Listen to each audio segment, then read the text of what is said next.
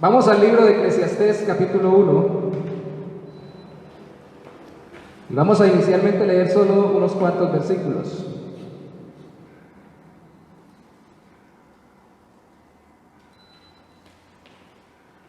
Eclesiastés, capítulo 1, versículo 1 al 3.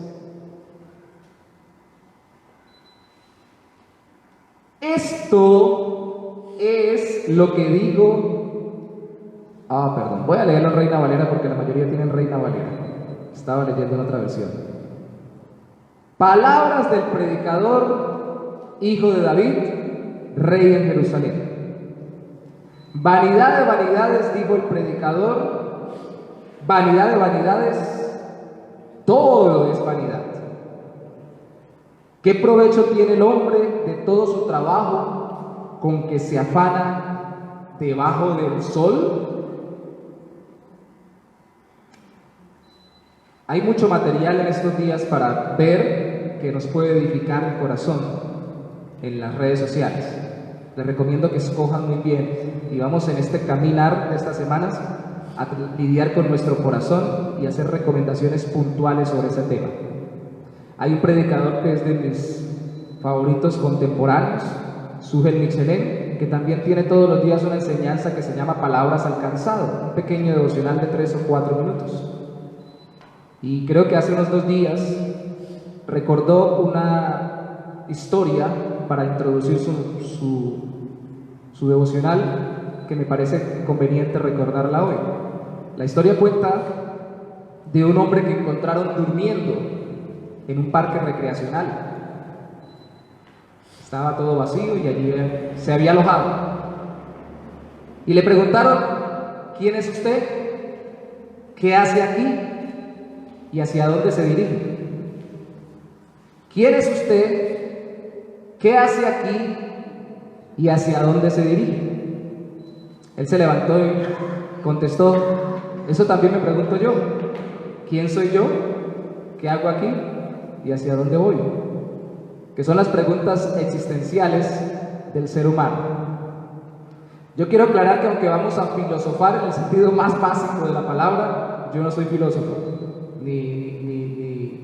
ni titulado, ni siquiera en cuanto a empírico, leyendo muchos libros de filosofía, aunque todos filosofamos sin ser filósofos profesionales, porque todos pensamos sobre quiénes somos, de dónde venimos y hacia dónde vamos.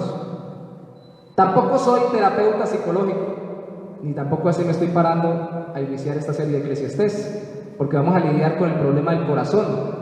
Y no estoy aquí para dar ciertas estrategias solamente de cómo aliviar el dolor, sino que quiero estar acá como aquel que expone la palabra de Dios para encontrarle sentido a la vida y aliviar el dolor por medio de la fe en Cristo. Entonces, lo primordial es predicar a Dios y su evangelio desde Eclesiastés. Pero lo cierto es que aún en una cultura como la nuestra, con un concepto, sobre todo aquí en Occidente, a este lado del mundo, con un concepto de Dios que en muchos casos se acerca a lo que la Escritura dice de Dios, aún así el ser humano está saturado por tanta vida terrenal, o como le llamará más adelante el autor, lo acabamos de leer en el versículo 3, el autor de Eclesiastés, la vida debajo del sol. Estamos tan saturados por lo terrenal que perdemos el sentido real de la vida, a menos que nos enfoquemos en lo celestial por la fe en Cristo. O sea, que nos enfoquemos, como dice el himno antiguo, más allá del sol. Se hace más claro el sentido de la vida debajo del sol, que es en nuestra esfera. ¿Cómo luce la vida desde el enfoque terrenal en el texto? Estamos iniciando y necesito aclarar varias cosas. Este libro es de los libros más complejos que la mayoría no escoge para predicar. Solo sacan algunas partes para dar algunos mensajes temáticos de algunos textos específicos. Alguien le llamó el niño travieso o la oveja negra de los libros de la Biblia, porque es bastante complejo. Porque es un libro que muestra a una persona que está deprimida, en un estado anímico decaído, totalmente frustrado, desanimado y acongojado. Y aún así entendemos que este libro fue inspirado por Dios, porque entró dentro del canon por su providencia, y al mismo tiempo nos muestra cómo debemos vivir nosotros, o qué debemos ver de Dios nosotros cuando estemos en ese estado de depresión, de tristeza, de angustia. Entonces el sermón de hoy es titulado Pensando en el sentido de la vida. Simplemente pensando en si la vida tiene sentido. Y aquí vemos dos cosas que quiero de una vez dejar claras en este capítulo. Primera, que la vida no tiene sentido sin Dios. Y segunda, que pensar en el sentido de la vida sin Dios es doloroso. ¿Por qué traigo esto a colación ahora? ¿Por qué iniciamos esta serie? Ya nos habíamos comprometido, porque la serie anterior fue conocer a Dios, sus deleites, para poder entender mejor quién es Él. Ahora la serie viene con respecto a nuestra misión de amar al prójimo, y dentro de amar al prójimo tenemos que ayudarnos unos a otros a entender cómo está nuestro corazón y a conectar nuestro corazón no solo entre nosotros, sino con Dios en conjunto. Entonces la vida no tiene sentido sin Dios. El capítulo 1, versículo 1 nos dice que no tiene sentido sin Dios ni para el más importante y sabio de todos los personajes de la época y del lugar. ¿Quién era el personaje de la época y del lugar? Se cree que el autor de este libro es Salomón. Eclesiastés 1:1 dice: palabras del predicador, hijo de David, rey en Jerusalén. De hecho, si usted tiene allí su Biblia, le pido que por favor vaya conmigo a Primera de Reyes, capítulo 3, versículo 9.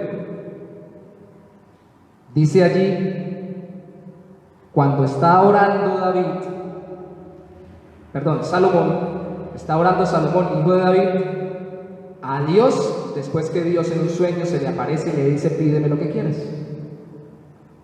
Versículo 9 responde Salomón, que es el que creemos autor de Eclesiastés. Responde: da pues a tu siervo corazón entendido, para juzgar a tu pueblo y para discernir entre lo bueno y lo malo. Porque ¿quién podrá gobernar este pueblo tan grande? Primera de Reyes capítulo 3, ya el versículo 10 dice: y agradó delante del Señor que Salomón pidiese esto. El verso 11 dice: y le dijo Dios: porque has demandado esto y no pediste para ti muchos días, ni pediste para ti riquezas, ni pediste la vida de tus enemigos, sino que demandaste para ti inteligencia para oír juicio, y aquí lo he hecho conforme a tus palabras, y aquí que te he dado corazón sabio y entendido, tanto que no ha habido antes de ti otro como tú, ni después de ti se levantará otro como tú. Y aún también te he dado las cosas que no pediste, riquezas y gloria, de tal manera que entre los reyes ninguno haya como tú en todos tus días. Después le hace unas advertencias a Dios de que debe andar en sus caminos. Pero a Dios le agrada que le pida sabiduría. Y le dice: no me pediste lo que todo el mundo pide, riquezas. Y le dice: te haré el más importante de todos los reyes. Y el reinado era la forma de gobierno de la época.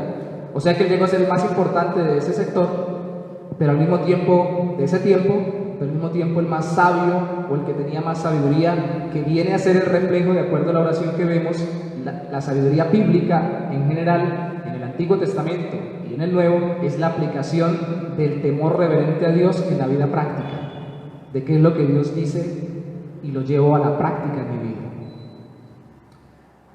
Pero ese Salomón ahora está mal en Eclesiastés. Se cree que es al final de su vida, se cree que es en decadencia. Algunos creen que no es el autor.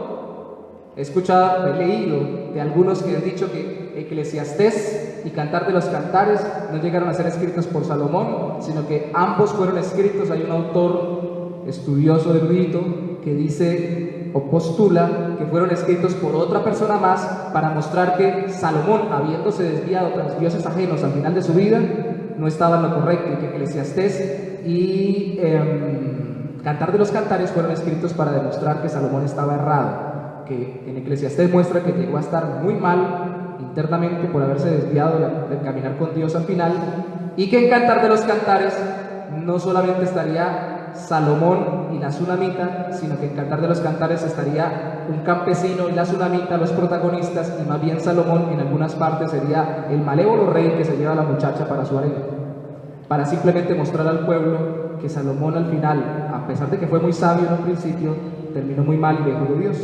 Eso es una teoría. Algunos han dicho entonces que Eclesiastés no fue escrito realmente por Salomón, sino que aparece tal vez citando a Salomón o a un predicador. La palabra predicador puede ser traducida maestro, algunas versiones lo traducen así, y que al final de Eclesiastés, que es cuando viene la conclusión que dirige hacia Dios después de tanta tormenta en el corazón de este autor o de este hombre, el predicador, es cuando realmente el autor habla y da la conclusión para dirigirnos a Dios. Lo cierto es que vamos a tomar la interpretación tradicional, más bien la postura de que este sí era Salomón, porque definitivamente no solamente alude a que fue el hijo de David, rey de Jerusalén, sino que también muchas otras cosas que narra sobre sí mismo y su experiencia personal cuadran muy bien con quien fue Salomón en su vida práctica. Entonces fue el más importante y el más sabio, y ni para él, por importante y sabio que sea, si no tiene a Dios en su vida realmente, en la práctica estoy diciendo, no intelectualmente, ni para él la vida tiene sentido. Primero porque es transitoria y vacía. Versículo 2 dice: vanidad de vanidades, dijo el predicador, vanidad de vanidades, todo es vanidad. Para usted y para mí, ¿qué es vanidad en este tiempo? La mayoría diría, vanidad es que es muy vanidoso. No es esa vanidad de la que está hablando aquí la Biblia. Es de vano, de vacío. Y la palabra, incluso en el hebreo, significa aliento o suspiro. A veces es traducida como el aliento que tienen los seres vivos. Y más bien sería como humo, o como suspiro, o como respiración, o como aire. Entonces esa palabra nos da a entender que la vida es vacía, como el aire que lo tenemos, pero que realmente no le vemos contenido, como un suspiro, como un poquito de humo, y transitoria, que se desaparece muy rápidamente, es fugaz. Y por eso resulta la vida en esta tierra insatisfactoria y confusa, así como el humo que a veces es grumoso y a veces se diluye, haciéndose más fácil ver a través de él, a veces haciéndose más difícil. La vida se convierte en confusa en muchas ocasiones e insatisfactoria, porque usted no puede permanecer con esa satisfacción continua en todo tiempo, sobre todo lugar, sobre toda experiencia que usted tiene para vivir siempre feliz. La palabra vanidad aparece 29 veces en Eclesiastés, o sea que es un término muy importante que lo vamos a ver muchas veces. Vanidad, esta palabra que significa transitorio, vacío, insatisfactorio, confuso. Así ve la vida el autor de este libro. ¿Por qué Dios permitió que fuera inspirado por el Espíritu Santo alguien en ese estado emocional? Ya lo vamos a ver en el final. Pero así ve la vida, 29 veces aparece, y la expresión vanidad de vanidades vuelve a aparecer como tal en Eclesiastés, en el capítulo 12, en el versículo 8. Pero al inicio lo repite para enfatizar, los hebreos repetían para enfatizar: vanidad de vanidades, y dice el predicador, vanidad de vanidades. Y por si nos queda duda, todo es vanidad. Eso es como decir, ese es el más inteligente de los inteligentes. Eso es alguna versión lo traducen así, eso es lo más absurdo de los absurdos. Otra versión traduce, esto es lo más sin sentido de lo que existe sin sentido. Todo es sin sentido. No le encuentro sentido a vivir. Y espero que esto nos esté haciendo entender que si hemos estado nosotros angustiados, deprimidos, o no le hemos encontrado sentido a la vida, no solamente nos pasó a nosotros, o nos puede pasar a nosotros, le pasó al más importante y el más sabio de la época. Es parte de la vida el entender que hay dificultad para comprender toda la vida.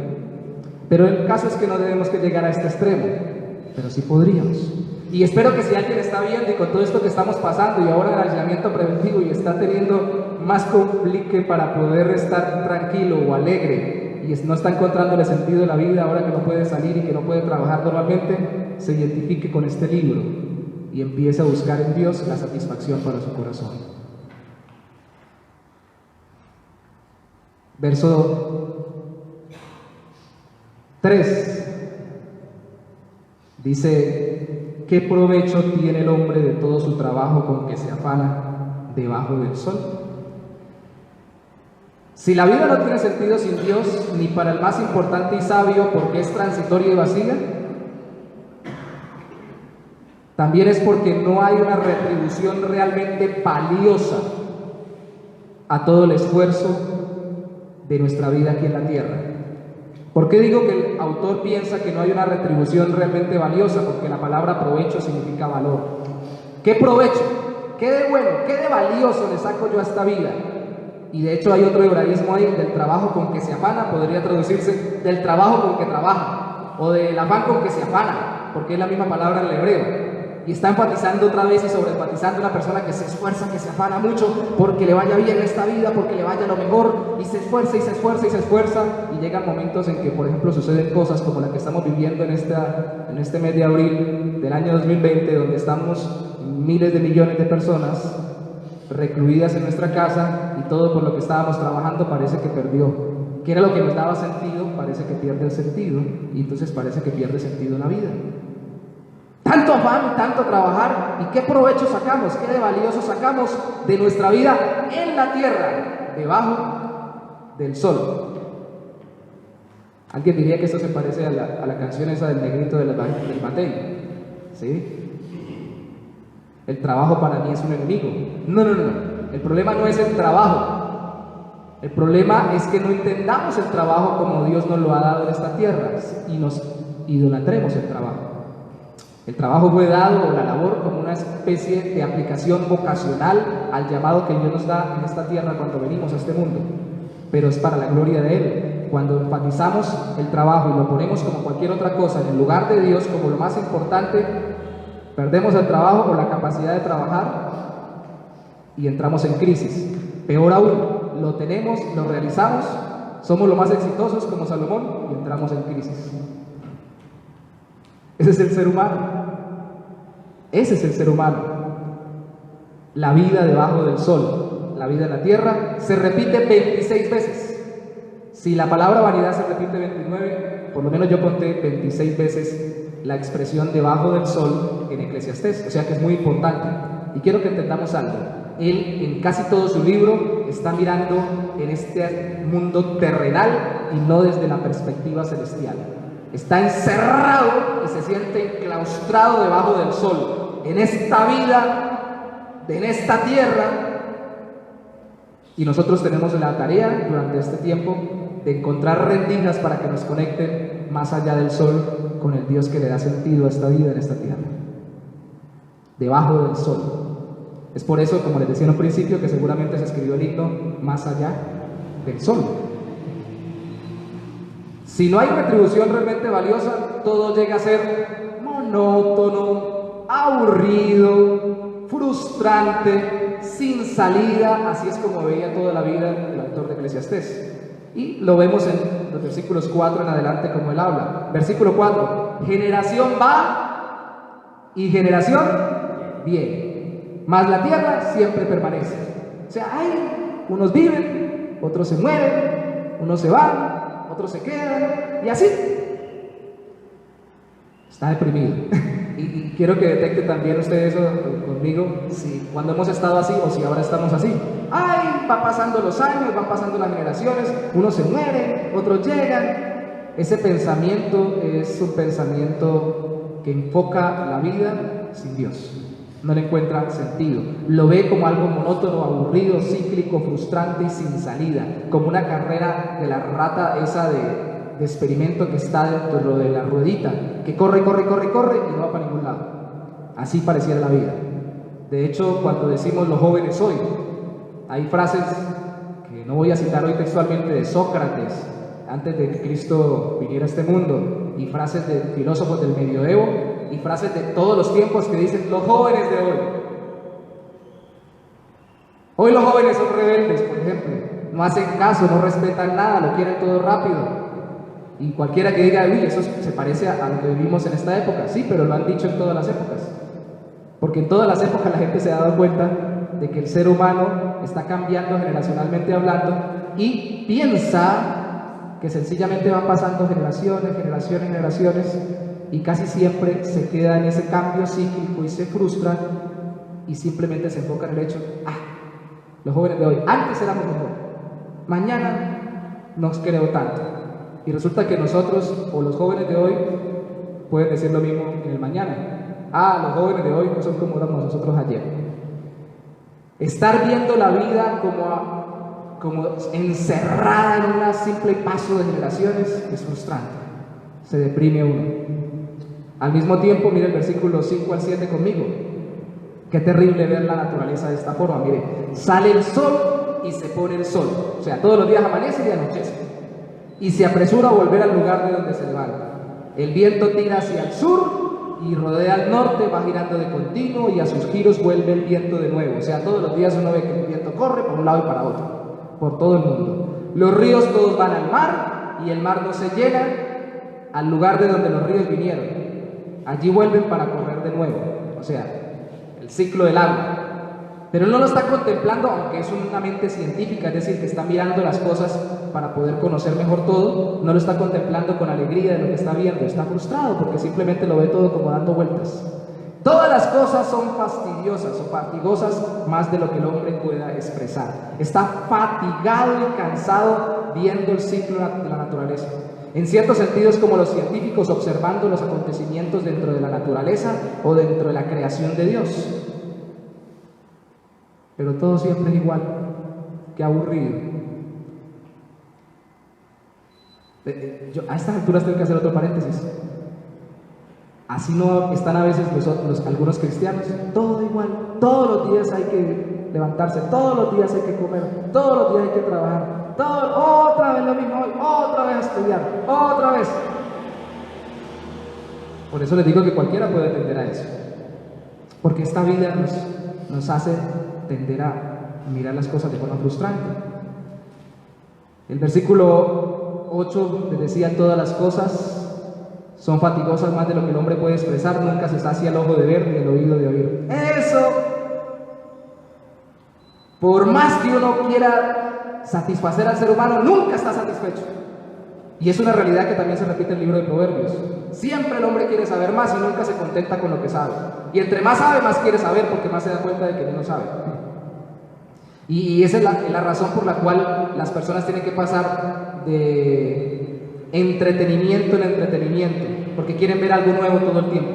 Algo nuevo todo el tiempo. Y por eso esta generación, como las anteriores, pero ahora esta que tiene tanta tecnología y tiene tantas cosas, es especialista en el entretenimiento. Y por eso tal vez este tipo de sermón, que no es tan rápido y puntual para que simplemente le entretenga durante unos minutos, no puede ser seguramente el atractivo para la mayoría, porque solamente quieren ver una enseñanza de 2-3 minutos y fuera. Yo quiero algo que me entretenga, quiero que me mueva, que me sacuda, no quiero sentarme a pensar. Simplemente quiero ver más, oír más, y rápido vi algo nuevo, no puedo seguir en el tema, voy a otra cosa, no profundizo. Quiero vivir entretenido, y por eso la industria del entretenimiento, televisión, redes sociales, es una industria millonaria. Y ahora con esto de la pandemia se están dando cuenta, por ejemplo, que los deportes multinacionales, con todo lo bueno, y los profesionales que son los deportistas, ganan demasiado dinero y mucho más entreteniéndolos, y no es tan necesario como lo son, por ejemplo, los médicos o los personal sanitario para sostener la vida.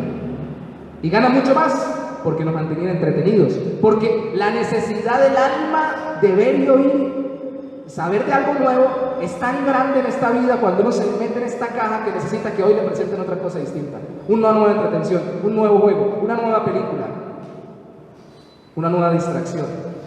Y por eso la gente paga mucho por ello.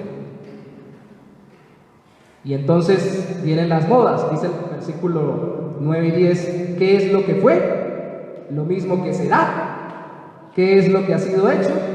Lo mismo que se hará. Y nada hay nuevo debajo del sol. O sea, todo se repite, dice él. Hay algo de que se puede decir, he aquí esto es nuevo, ya fue en los siglos que nos han precedido.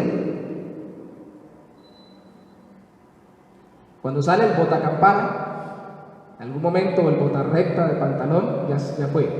Cuando sale la moda de peinarse por la mitad, ya fue. Cuando salga la moda de la barba, que ahora estamos con la moda de la barba, ya fue, y se está repitiendo. Esto nos habla de las modas y de las cosas que suceden en la humanidad, que se repiten. se reciclan. Pero ¿sabe qué es lo tremendo del asunto? Es que la Biblia no enseña que las cosas se repitan indefinidamente. La Biblia enseña de que, y ese es el asunto, no enseña un fatalismo determinista sin un Dios que controle todo, ni tampoco enseña un ciclo repetitivo que algunas religiones terminan enseñando como la reencarnación. Entonces te muere y vuelve y reencarna, y luego reencarna, reencarna, reencarna. Sino que la Biblia enseña de que Dios está dirigiendo la historia a un fin, la historia suya personal hacia un fin, y la historia del universo y del mundo y de la creación hacia un final glorioso. Sí hay un desenlace. Y cuando yo veo todo así, como repetitivo, es que estoy olvidando de que Dios está al control. Y es no porque las cosas necesariamente se repitan igual, sino porque el ser humano, desde que cayó con Adán y Eva, sigue siendo el mismo y tiende a frustrarse con este mundo porque no tiene una relación correcta con Dios. Rápidamente vaya conmigo a Romanos capítulo 8, versículo 20. La respuesta bíblica, tenemos que salir no solamente más allá del sol, sino más allá del Antiguo Testamento para ver una respuesta más clara en el Evangelio de Jesucristo. Aunque también la encontramos allí, pero más concreta para esta primera enseñanza. Romanos capítulo 8, versículo 20. Dice lo siguiente, cuando el Señor habla de la vida en el Espíritu, de la vida espiritual del creyente en Cristo, dice Romanos capítulo 8, versículo 20.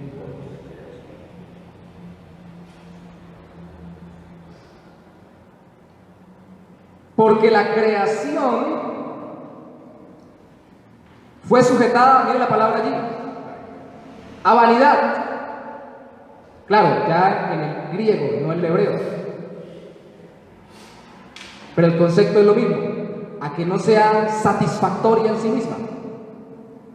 No por su propia voluntad, no porque la creación no fuera creada para satisfacer plenamente mostrando la gloria de Dios, sino por causa de aquel que la sujetó en esperanza, de Dios. ¿Cuándo la sujetó Dios?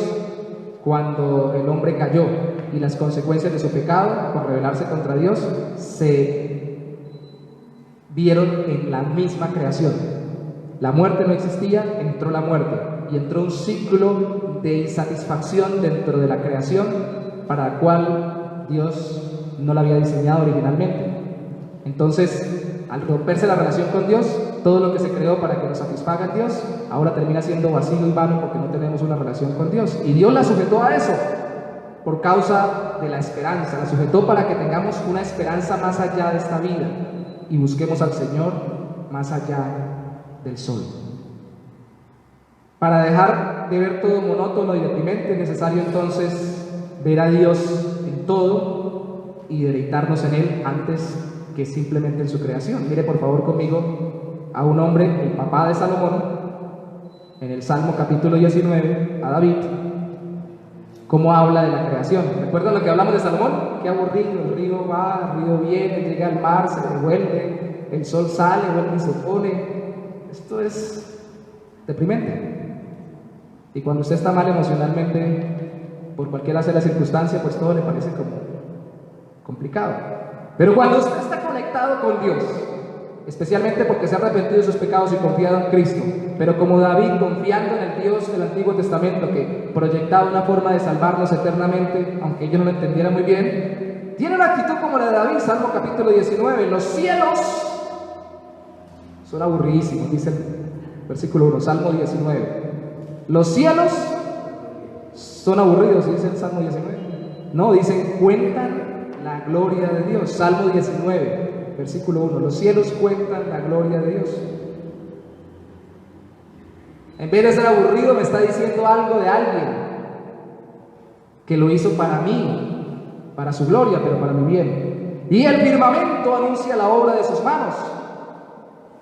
Un día emite palabra, otro día, y una noche, otra noche declara sabiduría. Sí hay una secuencia entre día y noche, pero están diciéndome algo, esa secuencia de alguien.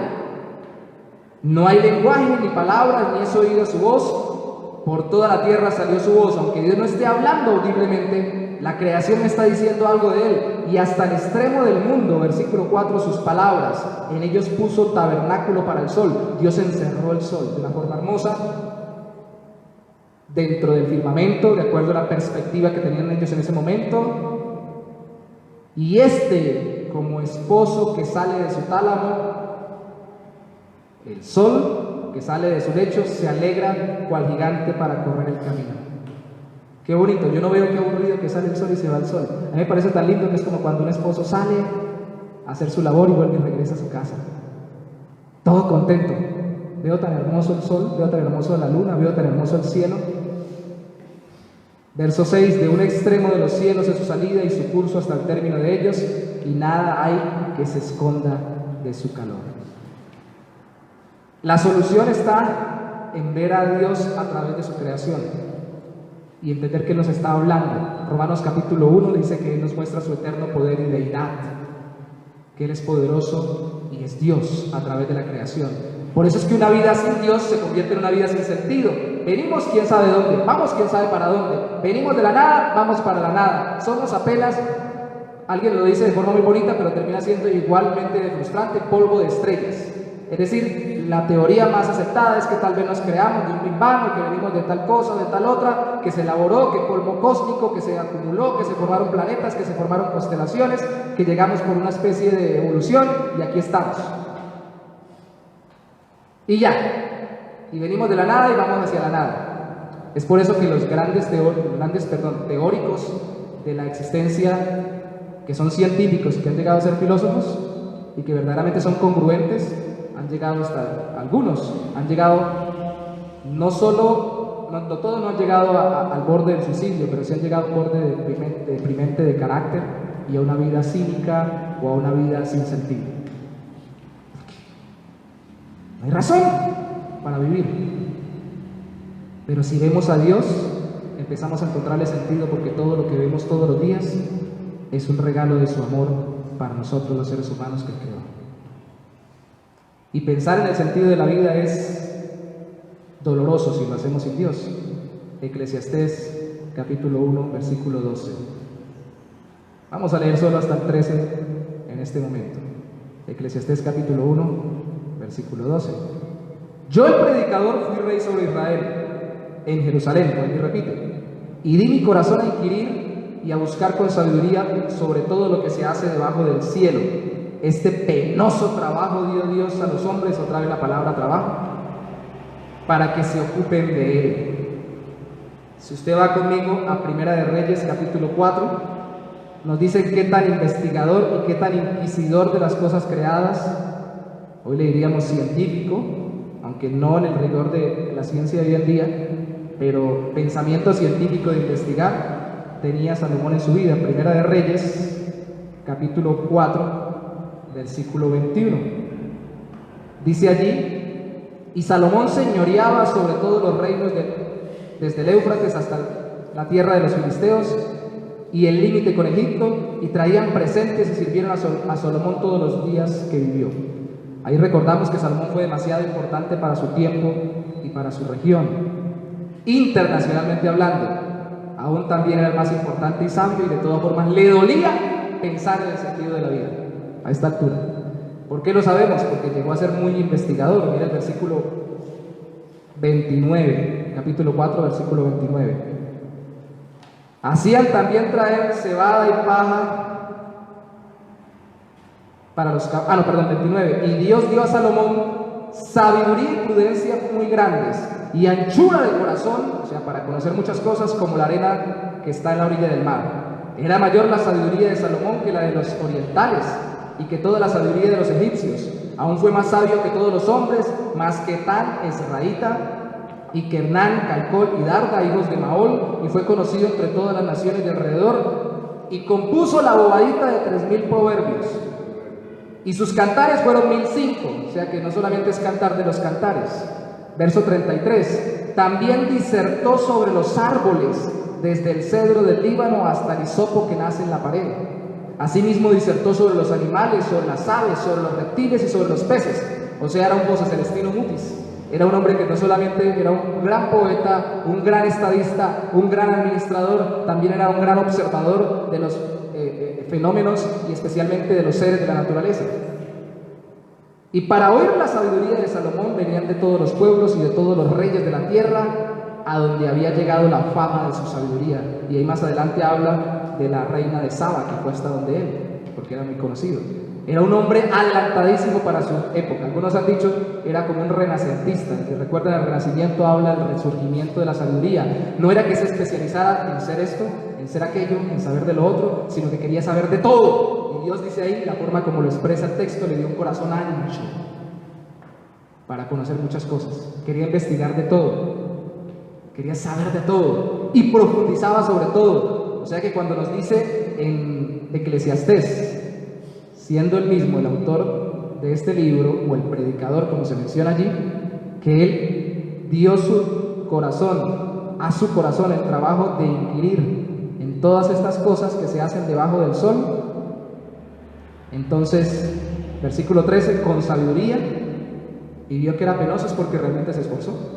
Alguno de nosotros se esfuerza un poquito por aprender algo y ya está cansado.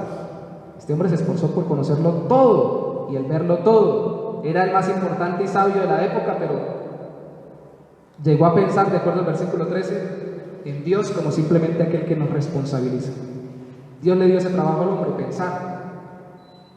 Y póngase a pensar de dónde viene, quién es usted y para dónde va, y mire a ver si le encuentra sentido a esto, y hágalo.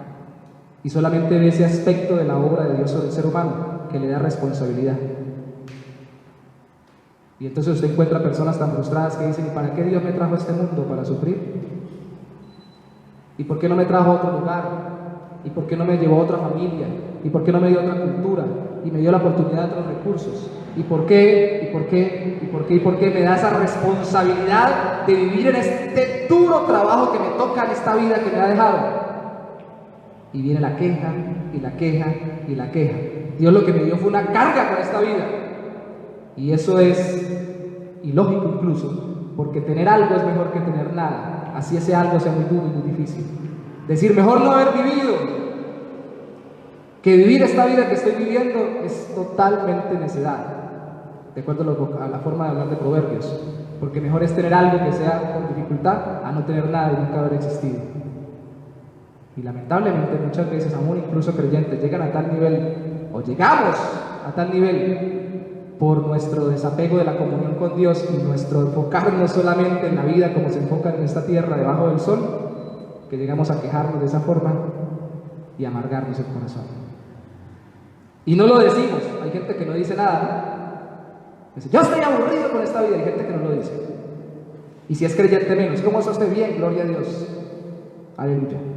Pero por dentro, ay, qué vida tan terrible, si supiera cómo estoy. No está bien decirlo, pero tampoco está bien cultivarlo en el corazón, dejarlo ahí. Ay, si me hubiera tocado la vida de fulanito, la de sotanito, la de perencejito, estaría mejor. Y empezamos a codiciar, empezamos a ambicionar, porque investigándolo bien y viendo todo, no le encuentro sentido a la vida que me tocó vivir.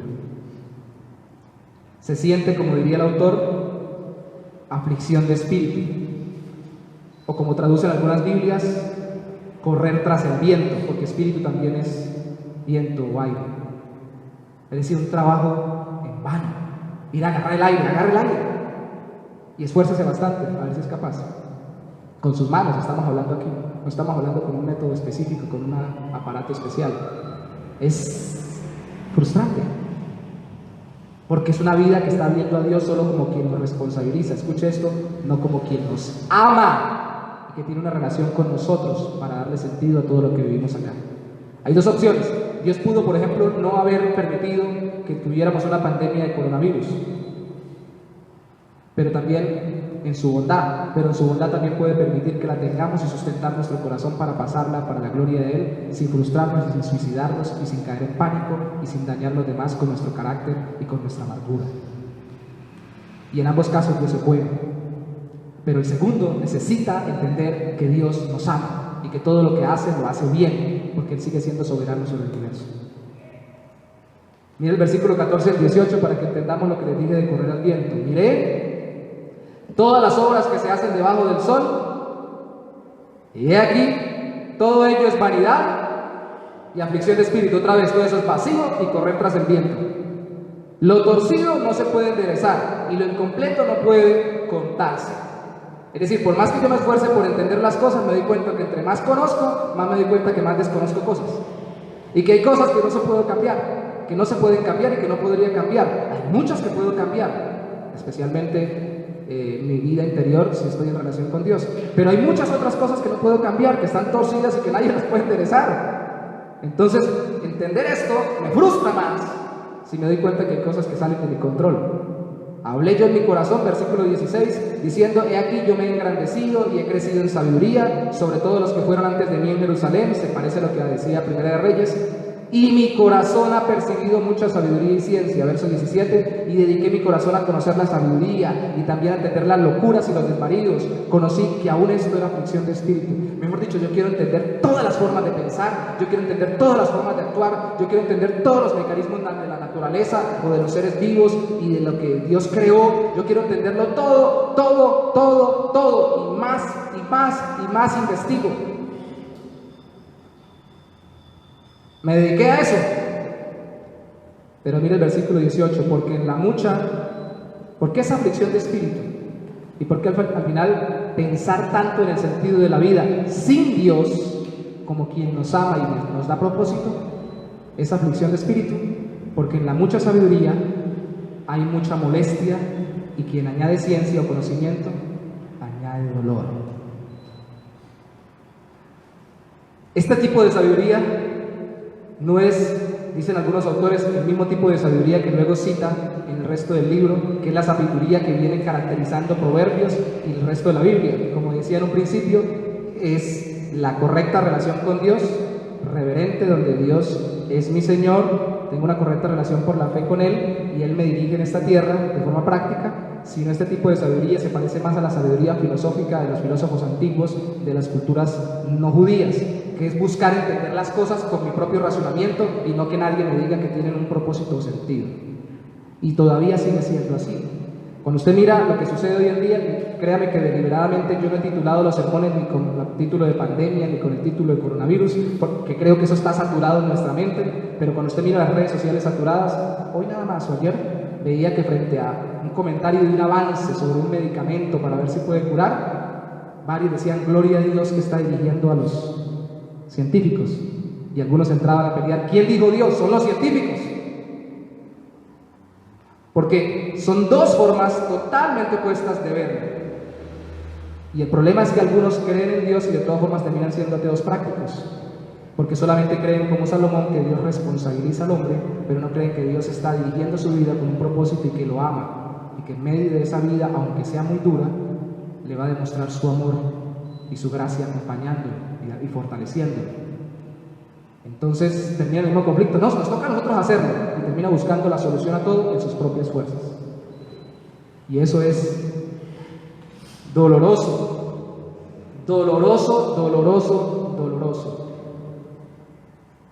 porque usted empieza a conocer y es doloroso pasar de estar confundido por no saber a estar desconcertado por lo que ya sabe. Pasa de un estado de confusión a un estado de desconcierto. Antes no sabía, ahora sí, pero ahora sé y tampoco lo puedo manejar totalmente. Déjenme darles un ejemplo con las investigaciones del COVID-19. Al principio que moría la gente, decían todos, y todavía la mayoría sigue diciendo, por la neumonía.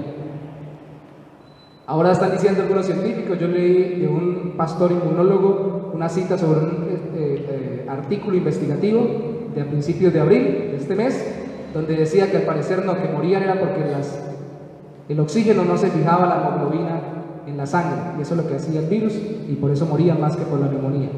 Y ya en estos días he escuchado algunos que parece que son reales sus referencias científicas, que están diciendo que no es por eso, sino que seguramente es porque entra en un estado de coagulación la sangre que lo lleva a la muerte, o que desata una inflamación en cadena.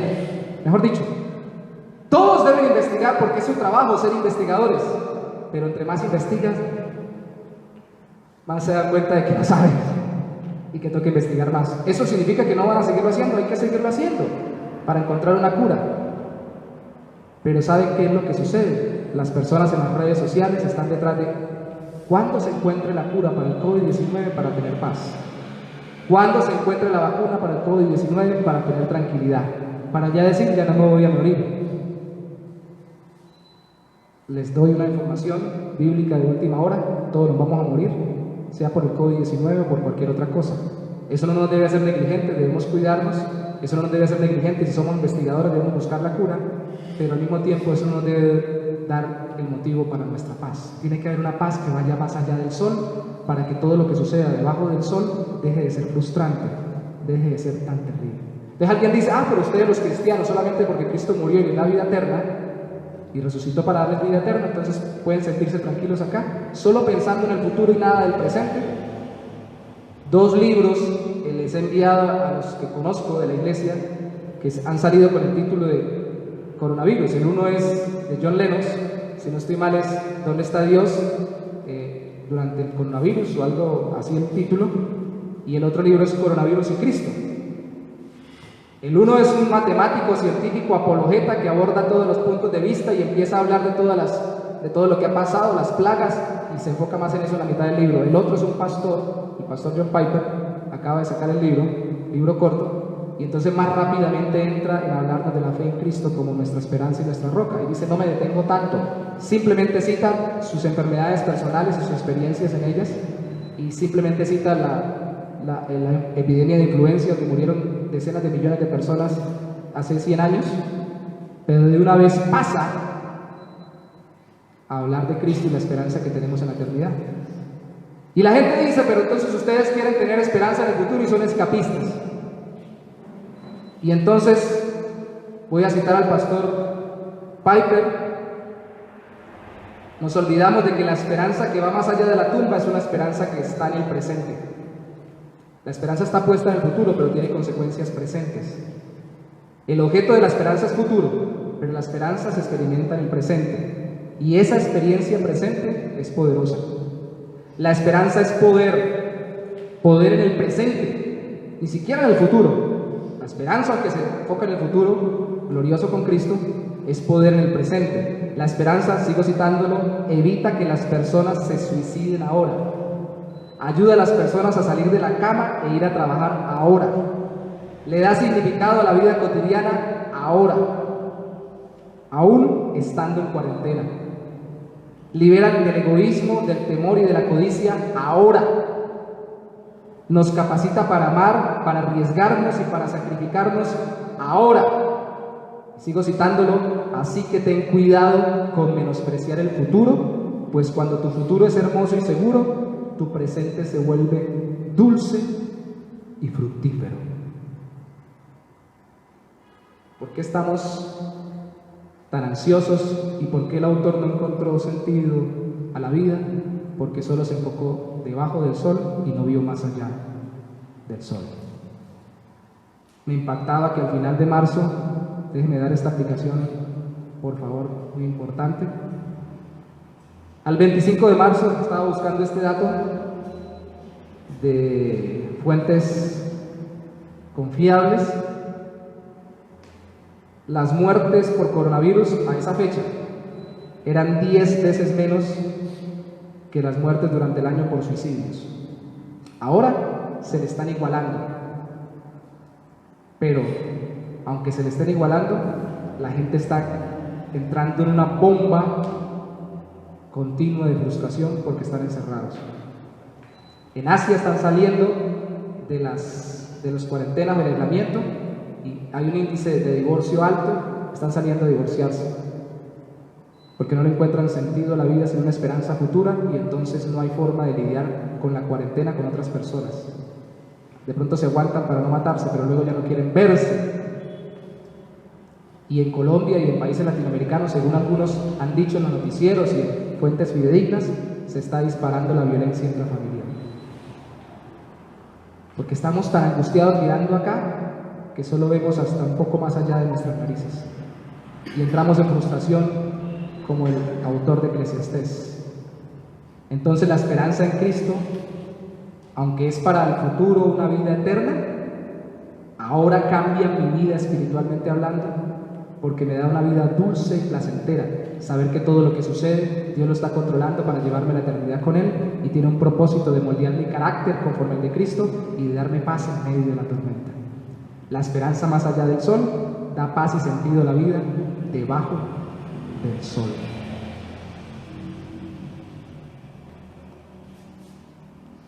Está muy desesperado, métase en la cápsula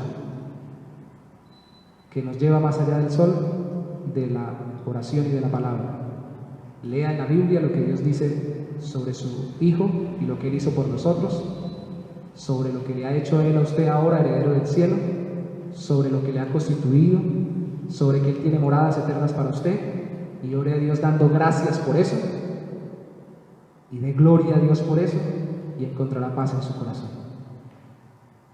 Aunque esta vida no sea satisfactoria por sí sola, podemos disfrutarla para la gloria de Dios si sabemos que Dios todo lo controla para nuestro bien, porque nos ha dado su Hijo Jesucristo. Pero para eso se necesita que rinda su corazón al Señor. Casi que iba a decir, ¿tienen alguna pregunta? Porque más que una predicación pareciera una clase. Pero vamos a ponernos sobre nuestros pies, los que estamos acá para orar, y los que están allá presentes, si lo pueden hacer también. Piénselo bien, sin Dios la vida no tiene sentido. Pero al mismo tiempo, y lo estamos viendo con alguien que fue el más poderoso y sabio de la época, pensar mucho en la dirección incorrecta añade más dolor, porque nos muestra que somos incapaces. La solución es confiar en aquel que lo sabe todo y que Él nos va dando la información que necesitamos para vivir. Confiemos en Él. Usted no tiene que saber todo sobre el COVID-19 y cuántas vacunas salieron y cuántos medicamentos ya son efectivos. Así como no tiene que saber todo sobre todas las cosas. Usted no tiene que saber todo sobre los celulares para usarlos.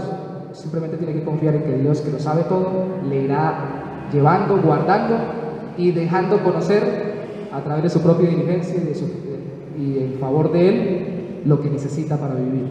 Y confíe que hay alguien más allá del sol haciendo todo para nuestro favor. Señor, te damos gracias en esta mañana por permitirnos empezar en esta serie de Eclesiastés, que parece fuerte, parece dura, parece cruda, pero confronta nuestro corazón, que muchas veces se enfoca en esta tierra y en este tiempo y nos deja insatisfechos.